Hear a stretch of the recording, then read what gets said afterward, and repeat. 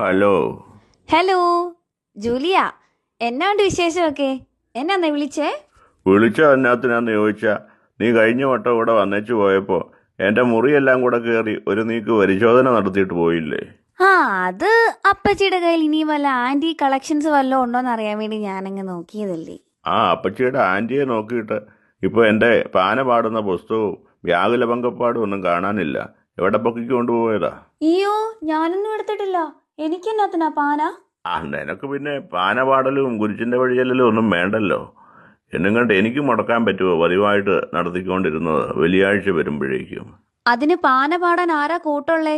തന്നെ പാടുവോ? ആ തന്നെ പാടുകയല്ല, പേടിയല്ലേ. ഇവിടെ ചിലപ്പം സന്ധ്യാപ്രാർത്ഥനയെല്ലാം ഞാൻ തന്നെ കാണുള്ളൂ.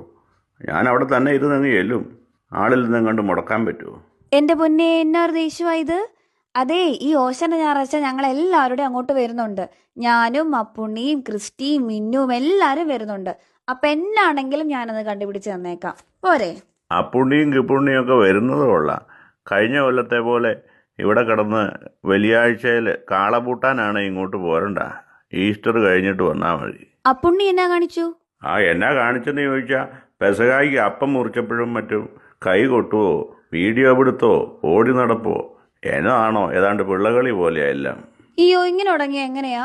ഞങ്ങളാണെ അവിടെ വന്നിട്ട് എല്ലാവർക്കും കൂടെ ഒരുമിച്ച് കുട്ടിക്കാനത്തും പരുന്തുംപാറയ്ക്കും പാഞ്ചാലിമേടും ഒക്കെ പോകാൻ വേണ്ടി ഇരിക്കുമായിരുന്നു. ഒത്താൽ ഒരു സിനിമയ്ക്കൊക്കെ പോകാൻ വേണ്ടി ഇരിക്കുക. പിന്നെ വെള്ളിയാഴ്ച തന്നെ വേണ്ടേ സിനിമാ കൊട്ടകയിൽ പോകാനും പിന്നെ പാഞ്ചാലിയെ കാണാനും?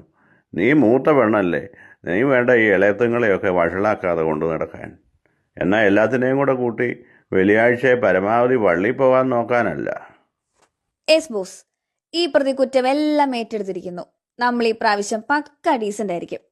അപ്പോ നമ്മളെല്ലാവരുടെയും ഒരുമിച്ച് പാന പാടുന്നു, കുരിശിന്റെ വഴിയൊക്കെ ചൊല്ലുന്നു, പള്ളിയിലൊക്കെ പോയി ഞങ്ങളെല്ലാവരുടെ വീട് മുഴുവൻ വൃത്തിയാക്കി പെസഹാപ്പൊക്കെ പുഴുങ്ങാൻ കൂടി പെസഹാക്കെ നന്നായിട്ട് ആചരിക്കും. പിന്നെ ദുഃഖ വെള്ളിയാഴ്ച കംപ്ലീറ്റ് സൈലൻസ് ആയിരിക്കും. ഒരേല വീണ അറിയും. പക്ഷേ ഈസ്റ്ററിന് നമുക്ക് ബിരിയാണി വെക്കണം കേട്ടോ. അപ്പൊ എല്ലാം പറഞ്ഞ പോലെ നമുക്ക് നേരിട്ട് വരുമ്പോൾ കാണാം. Okay, bye by.